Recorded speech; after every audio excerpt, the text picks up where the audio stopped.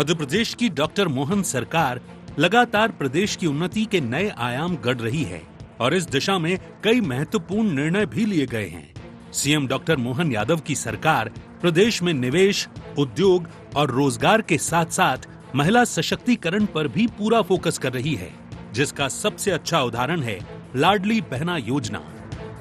इसी क्रम में एक बार फिर से मध्य प्रदेश की राजनीति में भावनात्मक, सामाजिक और रणनीतिक निर्णय की गूंज सुनाई दे रही है। जैसा कि पहले सीएम डॉक्टर मोहन यादव ने ऐलान किया था कि प्रदेश की लाडली बहनों को मिलने वाली मासिक राशि धीरे धीरे बढ़ाई जाएगी, लेकिन अब उस तारीख का भी ऐलान कर दिया गया है। अपने इंदौर दौरे के दौरान सीएम डॉक्टर मोहन यादव ने कहा कि प्रदेश की लाडली बहनों को दीपावली से हर महीने 1250 की जगह 250 रुपए बढ़ोतरी के साथ 1500 रुपए दिए जाएंगे और ये राशि साल 2028 तक बढ़ाकर 3000 रुपए कर दी जाएगी। लाडली बहना योजना के तहत मिलने वाली राशि की 25वीं किश्त 16 जून को दी गई है। डॉक्टर मोहन सरकार की लाडली बहनों को सौगात। सीएम डॉक्टर मोहन यादव ने किया बड़ा ऐलान। लाडली बहना योजना की राशि में बढ़ोतरी, अब हर महीने मिलेंगे 1500 रुपए। प्रदेश की 1,27,00,000 बहनों को लाभ, साल 2028 तक हो जाएंगे 3000 रुपए।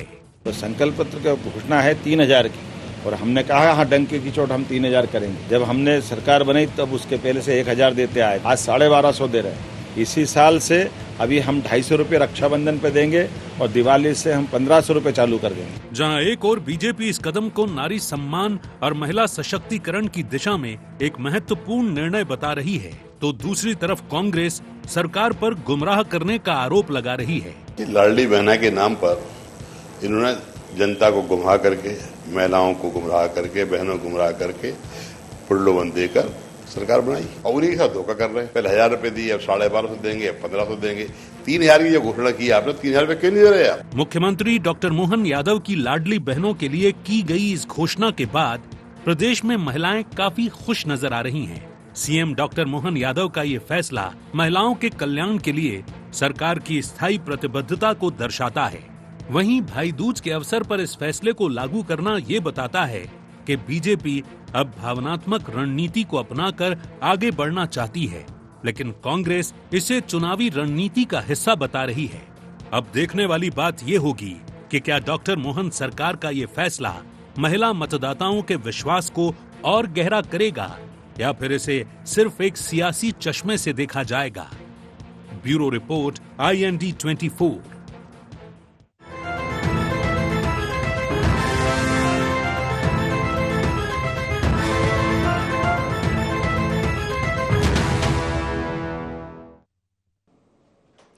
नमस्कार, IND एजेंडे में आपका बहुत बहुत स्वागत। मैं हूं योगीराज योगेश।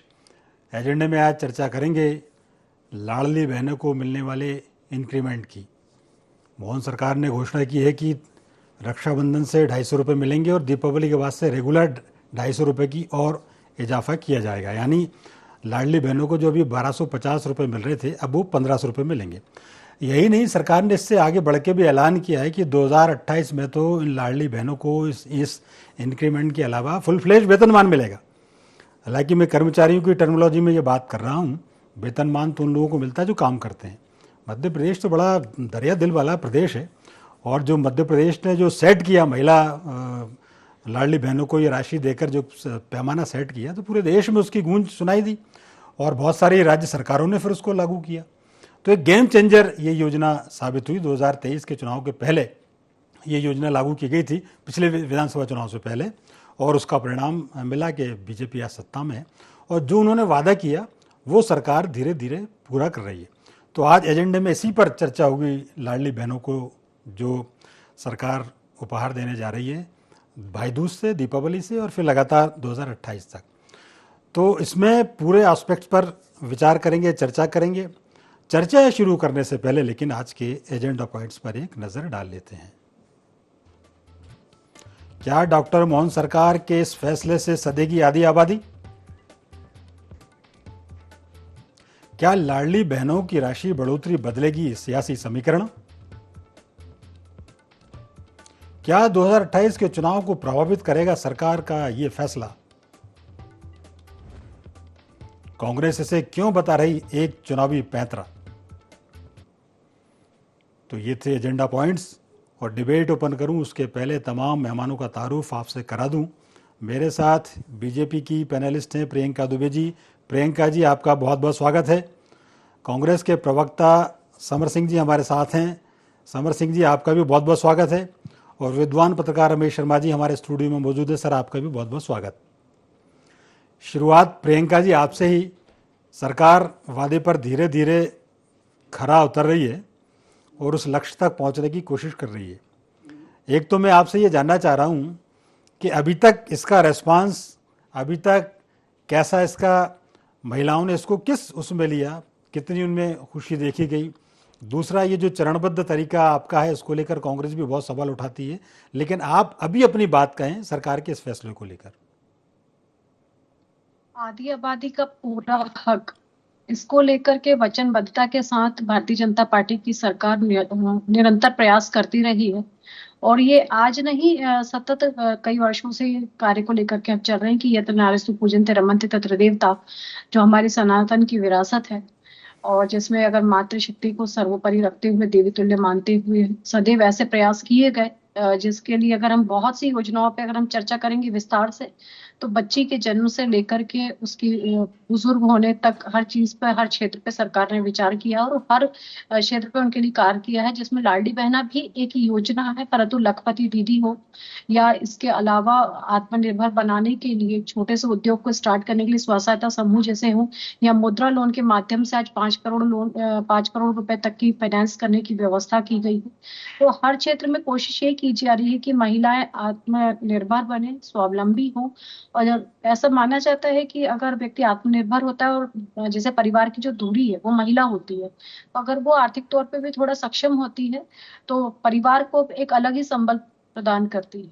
और आज के परिवेश में तो वैसे कहा जाए कि दोनों ही पक्ष का आर्थिक तौर पे स्वावलंबी होना नितांत आवश्यक है। जी, पर तो उसी प्रियंका और ये जी, प्रयास है।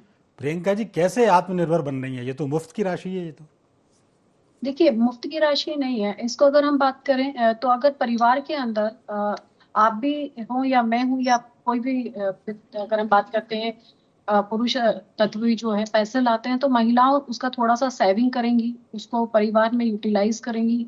कोशिश उनका ये होता है कि धन संचय के साथ ही साथ उसको परिवार में कैसे मल्टीप्लाई किया जा सके, उससे और क्या लाभ किया जा सके, इसकी ओर परिवार की हर नारी का ध्यान होता है, जो संचय करने के साथ साथ पैसे से पैसे बनाने की कोशिश हमेशा करती है। तो ये उस और प्रयास भी है और एक कोशिश ये है कि उनको एक थोड़ी सी आर्थिक सहायता हो जाए, जिससे कि वो स्वावलंबी भी हो, उस वैल्यू को समझ करके खर्च करके और आगे भी उसको संचय कर सके। जी जी। समर सिंह जी, आपको क्यों लगता है कि ये सब चुनावी पैंतरे हैं?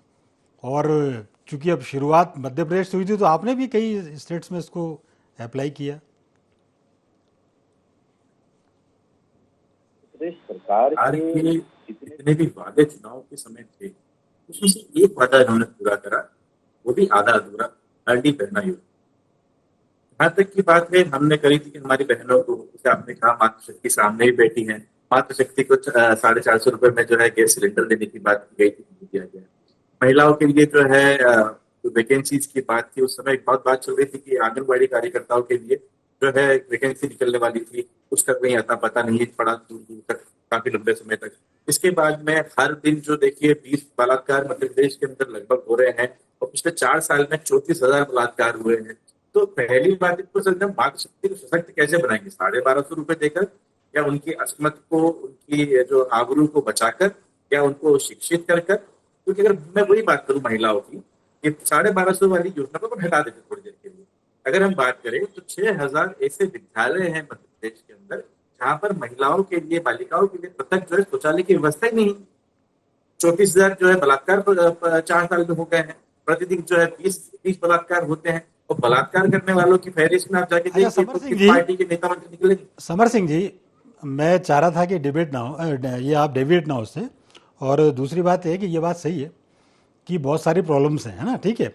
ये लाडली बहनों की बात अभी अपन कर रहे थे, अभी आपने लाडली बहनों से हटके फिर बहुत एक सवाल सुन ले, फिर आप जवाब दे देना। महिलाओं के मेरा ये कहना है कि ये डेफिनेटली ये प्रॉब्लम्स हैं सब जगह, आप जहां लाडली बहनों को या लाडली महिलाओं को राशि दे रहे हैं, क्या वहां उस स्टेट में ये सब नहीं हो रहा जो आप सवाल उठा रहे हैं यहाँ?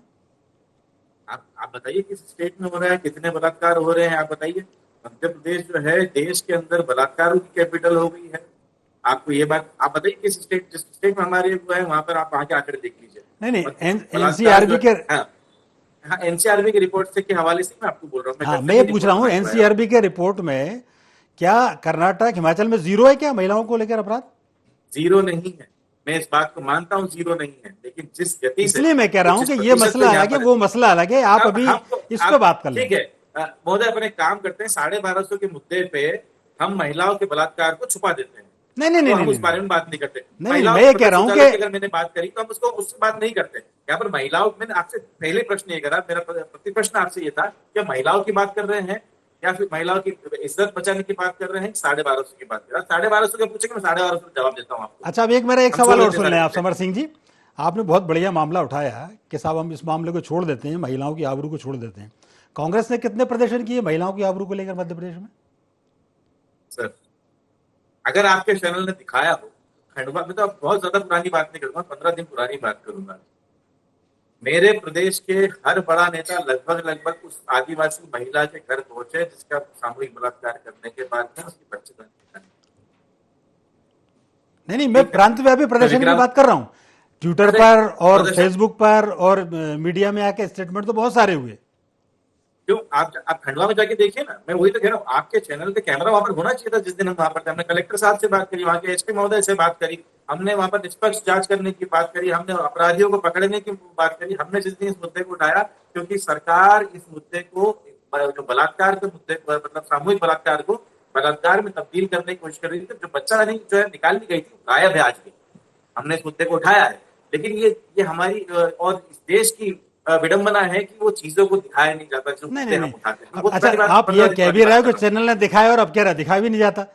चलिए मैं शर्मा जी से एक सवाल ले लेता हूँ। सर, एक बहुत बढ़िया स्कीम तो इसमें कोई दोहरा ही नहीं, और निश्चित तौर पर हर परिवार में लाडली बहनें और लाभ हुआ ही होगा, कहीं ना कहीं होता ही है। लेकिन एक पूरी स्कीम पर आप अपना व्यू तो रखना ही रखना, लेकिन एक इस बात पर भी व्यू रखना कि क्या इस तरह की जो योजनाएं रहती हैं वो कहीं ना कहीं निठल्ला बनाती हैं, मतलब कहीं ना कहीं आपको ये प्रेरित करती हैं काम मत करो, आपको तो पैसा मिल ही रहा है। ये बिल्कुल आपने ठीक कहा। इस योजना पर सैद्धांतिक राय मेरी बिल्कुल अलग है और व्यवहारिक राय मेरी बिल्कुल अलग है। सैद्धांतिक दृष्टि से मैं ये कहना चाहता हूँ, आप अगर देखें कि चींटी से लेकर हाथी तक जितने प्राणी हैं, सारे प्राणी आत्मनिर्भर हैं। अपने खाने की जुगाड़ हर प्राणी करता है, रहने के लिए सुरक्षित जगह ढूंढ लेता है, जोड़ा खुद बना लेता है, उस संतान को पैदा करके उनको खाना जुटाने लायक भी बना देता है। लेकिन अगर इन्हीं आधारभूत कामों के लिए मनुष्य को किसी के आश्रित होना पड़े तो फिर मनुष्य जीवन का पर बहुत बड़ा प्रश्न चिन्ह लगता है। लेकिन इत्तेफाक से एक बात क्या हुआ कि ये जो 1500 वर्षों का भारत का घोर अंधकार का काल था, उस अंधकार काल में हमारे यहाँ पूरा सारा का सारा छिन्न भिन्न हो गया। और उस 1500 वर्ष में सबसे ज़्यादा अगर दबाव बना हुआ है तो वो महिला के ऊपर दबाव बना है। आप कल्पना कर सकते हैं, यहाँ से जितने हमले होते थे, विध्वंस होता था, उसमें बच्चों को और महिलाओं को खुरासान का बाजार था गुलामों का।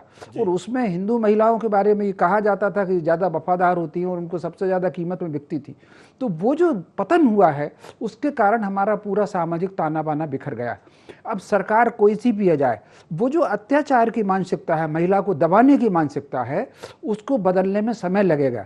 सरकार कांग्रेस की हो कि भाजपा की हो, महिला अत्याचार चलता ही रहेगा।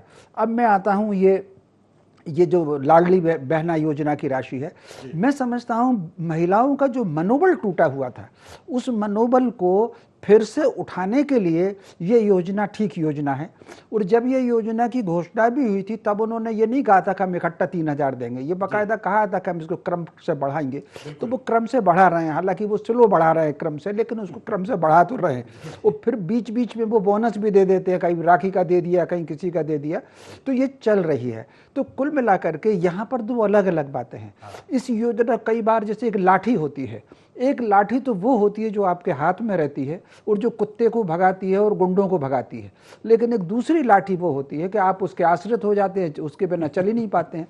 तो मैं समझता हूँ कांग्रेस और भाजपा दोनों को इसको ये जो लाडली बहना योजना की जो राशि है, इसको लाठी, मजबूरी की लाठी ना बने, ये शक्ति की लाठी बने, और ये कहीं ना कहीं मनोबल बढ़ाए, आत्मविश्वास बढ़ाए और महिलाओं को आत्मनिर्भर बनाए। मन से ये एक वातावरण बनना चाहिए। लेकिन इस समय इस राशि का प्रसन्नता तो बहुत है। मैं चूंकि गाँव से आता हूँ, मेरे यहाँ जो गाँव में महिलाएं हैं वो बहुत प्रसन्न रहती हैं जब ये राशि आती है बैंक में, तो उनकी खुशी अलग दिखती है। बिल्कुल सही, ये आपने लेकिन एक बड़ी बात की कि निश्चित तौर पर ये स्कीम कहीं ना कहीं लाभ पहुंचाने के लिए तो होती ही है। लेकिन मेरा अच्छा एक सवाल दोनों से रहेगा, बीजेपी और कांग्रेस से, कॉमन सवाल है वो, और कॉमन यही है कि क्या इन स्कीम को महिलाओं के कुछ उससे रोजगार से जोड़ दिया जाए, या कुछ टास्क उनको दे दिया जाए कि आप इतना करोगे, इतना आप हम इतना राशि तो आपको मिलेगी। तो शायद मुझे ऐसा लगता है कि ज़्यादा स्वावलंबन की जो बात आप कर रहे हैं या जो आत्मनिर्भरता की आप बात कर रहे हैं, ये ज़्यादा माकूल होगा। क्या सोचती है? पहले प्रियंका जी, फिर मैं यही सवाल समर सिंह जी से।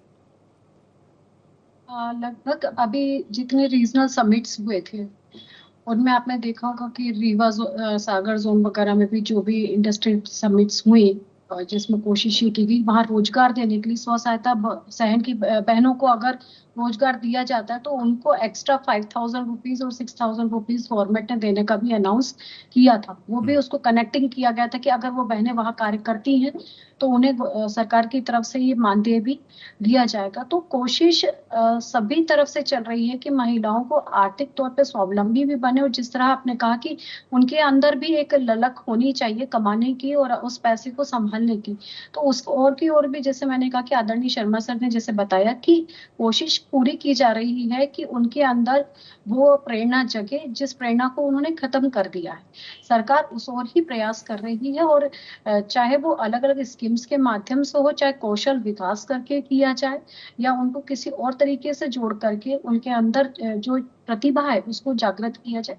सरकार वचनबद्धता से कार्य कर रही है, परंतु ये बात बिल्कुल सत्य है कि किसी चीज को वापस ठीक करने में थोड़ा सा समय लगता है, और मैं मानती हूँ कि शहने शहने हो रहा है, परंतु सरकार की नीतियां स्पष्ट है, नेतृत्व तो सजग भी है और स्थिर भी है, तो निश्चित इसके परिणाम बहुत अच्छे निकले। जी निश्चित तौर पर आशावान हम सभी हैं। समर सिंह जी, एक तो ये जो मैंने कॉमन प्रश्न पूछा था उसका आप जवाब दे दें, और जो प्रियंका जी को आपको लगता है कि कुछ और बोलना तो वो भी आप बोल दें।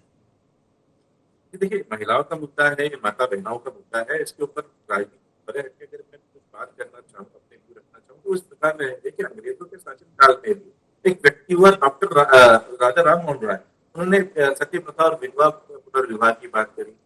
कोई बहुत बड़ा लाव लश्कर नहीं था, इच्छा शक्ति पर डिपेंड करता है। ईश्वरचंद विद्यासागर थे जिन्होंने दलित और पिछड़ी महिलाओं के पढ़ाई के लिए, उनकी शिक्षा के लिए बात करी। वहीं ज्योतिबा फूले थे। इस प्रकार के कई महान धारक इस देश के हुए हैं, लेकिन उन सबके पीछे एक नीति थी, सबके पीछे एक मंशा थी, वो थी कि हमें इन महिलाओं की स्थिति में बदलाव करना है। आज देखिए, हम करोड़ों लाखों करोड़ों रुपए खर्च कर रहे हैं महिलाओं के लिए, लेकिन स्थिति जो है वो बस से बस नहीं हो रही थी, तो बद से बदतर होती जा रही है। मुझे आप बताइए कि मोहन यादव जी के पास इतना पैसा है, मतलब सरकार के पास इतना पैसा है, और मैंने खुद ने स्वयं ने कई डिबेटों में ये बात बोल दी कि 6,000 विद्यालयों में महिलाओं के लिए, बालिकाओं के लिए पृथक शौचालय नहीं है, तो उसके ऊपर काम क्यों नहीं हो रहा? ये इच्छा शक्ति की बात है। भारतीय जनता पार्टी की इच्छा शक्ति जो है वो 1250 रुपए देकर वोट पा देगी, लेकिन महिलाओं के उत्थान की नहीं है। समस्या यहाँ पर ये आ रही है। मैं आपको बताना चाहूंगा कि डॉक्टर भीमराव अम्बेडकर ने महिलाओं को जो है रिप्रेजेंटेशन दिया। सरोजिनी नायडू अपने आप में जो है वो एक महिलाओं, उस जमाने में महिलाओं को रिप्रेजेंट करती थी और उन्होंने महिलाओं को आगे बढ़ा। कई उदाहरण इस देश के अंदर हुए, उन्हीं से सबक ले लीजिए। आप नया तो नहीं पढ़ते, ठीक है, जो हम पुराना पढ़ा जो इतिहास है उसी से आप दोहरा लीजिए कि ज्योतिबा फूले बने, हम जो है महात्मा गांधी बने, हम सरोजिनी नायडू बने, हम भीमराव अम्बेडकर बने, ताकि महिलाओं की स्थिति में कहीं ना कहीं जो है सुधार हो। मैं आपको बताऊं कि आज भी बिहार और उत्तर प्रदेश में कई जगह ऐसी है जहां पर महिलाओं को डायन बता के मार दिया जाता है। और मध्य प्रदेश जो है, देश की पूरी बात करूं तो इससे कई घटनाएं वहां पर हो रही, लेकिन उसके लिए अभी 2 मिनट पहले की घटना है, मेरे पास में व्हाट्सएप के ऊपर खबर आई है। रायगढ़, महाराष्ट्र के रायगढ़ के अंदर 7 वर्षीय नाबालिग से बलात्कार करते हुए भारतीय जनता पार्टी की नेता का 18 वर्षीय जो लड़का है वो पकड़ाया है। अब आप देखिए कैसे इसकी सुधारने के लिए आपकी मंशा, आपकी इच्छा शक्ति की आवश्यकता है। पैसा देना, वोट पा लेना एक अलग बात है, ठीक है समर सिंह जी, वास्तविक उत्थान करना ये अलग बात है। जी ठीक है। आपकी एक तो क्या आवाज कट कट के आ रही, लेकिन फिर भी जो सामने आया आपने राजा राममोहन राय और ईश्वरचंद्र विद्यासागर और बहुत बड़े बड़े महापुरुषों का आपने जिक्र किया, और निश्चित तौर पर सभी ने इन महिलाओं को लेकर बहुत काम किया। और इस देश में ये बताने की आवश्यकता नहीं है, क्योंकि हम तो नारियों को पूजने वाले देश हैं, और ये विश्व में हम ही एकमात्र ऐसी देश है जहाँ ये बात की जाती है कि यत्र नार्यन्तु पूज्यते रमन्ते तत्र देवता। तो यहाँ नारियों को लेकर हमेशा से काम होता रहा है। लेकिन प्रियंका जी, एक सवाल का जवाब ज़रूर आप ये दे दें कि जो इच्छा शक्ति की वो बार बार बात कर रहे हैं, जो स्वावलंबन बनाने की जो बार जो कर रहे हैं कांग्रेस के प्रवक्ता, और जो उनकी अस्मिता और सुरक्षा की भी एक जो बात आती है, उस पर आप क्या कहेंगी? फिर मैं आदरणीय रमेश शर्मा जी के पास जाऊंगा। देखिए योगीराज जी, भाई साहब, मैं डिबेट को बहुत सकारात्मक लेना पसंद करती हूँ। जी बिल्कुल।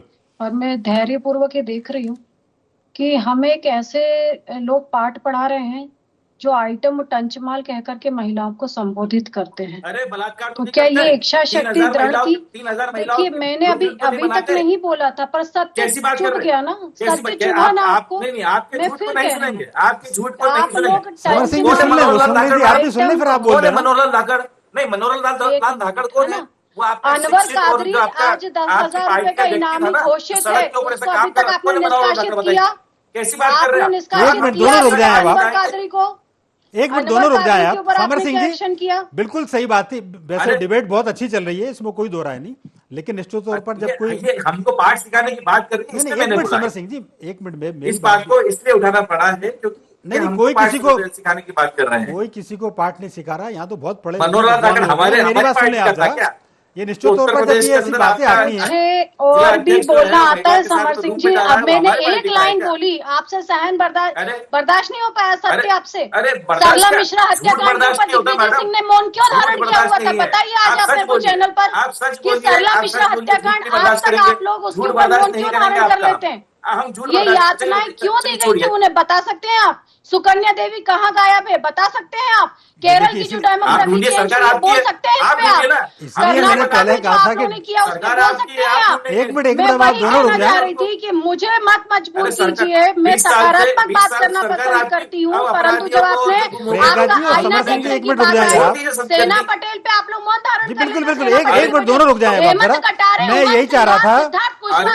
प्रियंका जी एक मिनट, प्रियंका जी, समर सिंह जी एक मिनट रुक जाए जरा, प्लीज। प्रियंका जी, प्रियंका जी एक मिनट रुकिए जरा, ये खुशी का अवसर है और अपन क्यों चक्करों में पड़ रहे हैं? एक मिनट समर सिंह जी और प्रियंका जी, कहना चाह रही थी मेरी बात सुन लीजिए। ये लोग नहीं सुधर सुनिए, अब मेरी तो सुन लें आप, ये नहीं सुनना, मेरी तो सुन लें। एक मिनट आप जरा, मैं कह रहा हूँ ये एक बढ़िया खुशियों का मौका है, त्योहार आ रहा है, फेस्टिव सीजन निकट आ रहा है, और मैं चाहता हूं कि अब ये डेफिनेटली आप मनोहर लाल की बात करेंगे तो वो कादरी डकैत की बात करेंगे, तो अपन इस चक्कर में पड़ना ही नहीं। अपन मजा लो, 250 रुपए जो बढ़ रहा है उसका, और 28 का इंतजार करो, 3000 मिलेंगे। अब एक सवाल में शर्मा जी से ले लेता हूँ।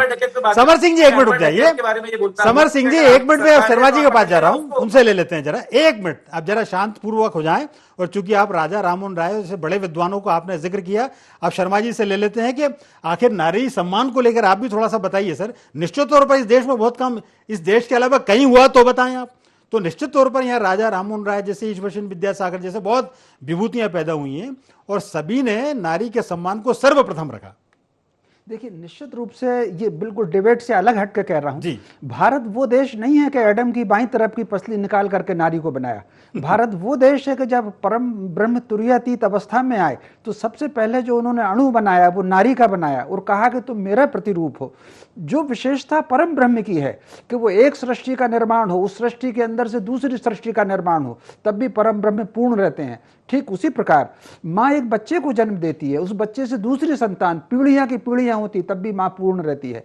हम उसमें के हैं, और हम वो लोग भी हैं कि प्रथम पूज्य हमने नारी को कहा गया है। हमारे यहाँ नारी को शक्तिमान कहा गया है, और ये भी उदाहरण हमारे यहाँ पुराणों में है कि जब देवलोक खाली होता है, पुरुषार्थ पराजित होता है, और तीनों जो शक्तियां हैं ब्रह्मा विष्णु महेश, तब वो आह्वान करते हैं शक्ति के, तब वो खड़क खप्पर लेकर के निकल कर व्यवस्था करती है। तो ये हमारे यहाँ नारी का एक इतिहास रहा है। एक छोटा सा उदाहरण देता हूँ।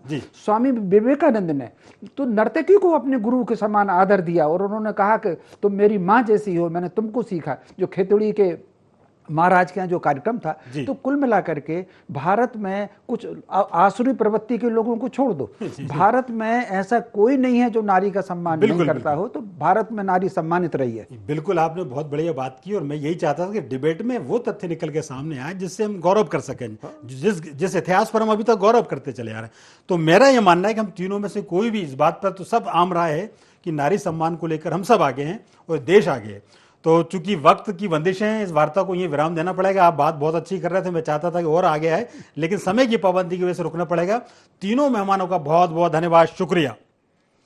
तो IND एजेंडा में फिलहाल इतना ही। आप हमारे साथ बने रहिए, देखते रहिए, जुड़े रहिए IND 24 के साथ। फिलहाल इतना ही, नमस्कार।